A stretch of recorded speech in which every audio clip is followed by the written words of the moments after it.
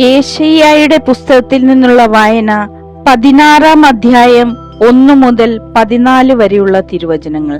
സിയോൻ പുത്രിയുടെ മലയിലേക്ക്, ദേശാധിപതിയുടെ അടുത്തേക്ക്, സേലായിൽ നിന്ന് മരുഭൂമിയിലൂടെ അവർ ആട്ടിൻകുട്ടികളെ അയച്ചു.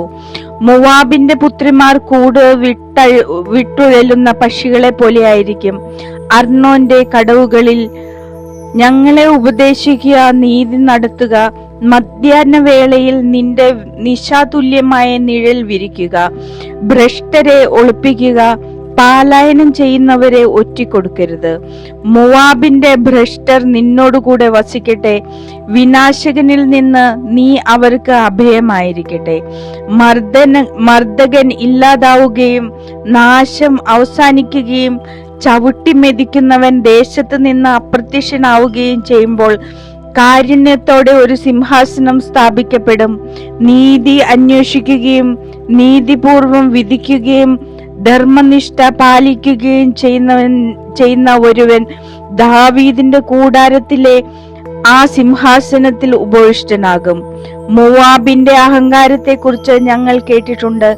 അവൻ എത്ര ഗർവിഷ്ഠനും ഉദ്ധതനും അഹങ്കാരിയുമാണ്.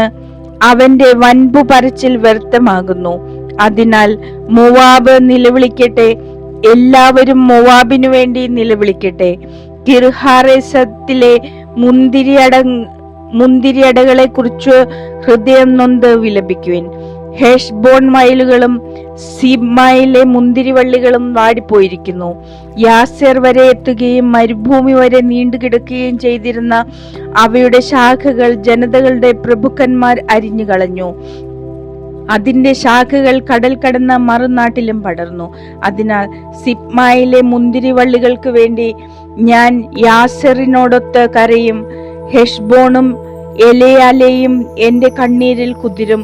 എന്തെന്നാൽ നിങ്ങളുടെ ഫലത്തിനും വിളവിനും എതിരായി യുദ്ധകാഹളം മുഴങ്ങുന്നു. സന്തോഷവും ആനന്ദവും വിളനിലത്തുനിന്ന് പോയിരിക്കുന്നു. മുന്തിരിത്തോട്ടങ്ങളിൽ ഗാനാലാപം കേൾക്കുന്നില്ല, ആർപ്പുവിളികൾ ഉയരുന്നില്ല. മുന്തിരിച്ചക്ക് ചവിട്ടുന്നവൻ വീഞ്ഞ് ഉൽപ്പാദിപ്പിക്കുന്നില്ല. മുന്തിരി വിളവെടുപ്പിന്റെ ആർപ്പുവിളികളും നിലച്ചിരിക്കുന്നു. അതിനാൽ എന്റെ അന്തരംഗം മോവാബിനെ കുറിച്ചും ഹൃദയം കീർഹേരസിനെ കുറിച്ചും വീണക്കമ്പി പോലെ കേഴുന്നു. മോവാബ് പ്രത്യക്ഷനാകുമ്പോൾ, പൂജാഗിരിയിൽ തളർന്നു നിൽക്കുമ്പോൾ, തന്റെ ദേവാലയത്തിൽ പ്രാർത്ഥിക്കാൻ എത്തുമ്പോൾ അവന് ഫലപ്രാപ്തി ഉണ്ടാവുകയില്ല.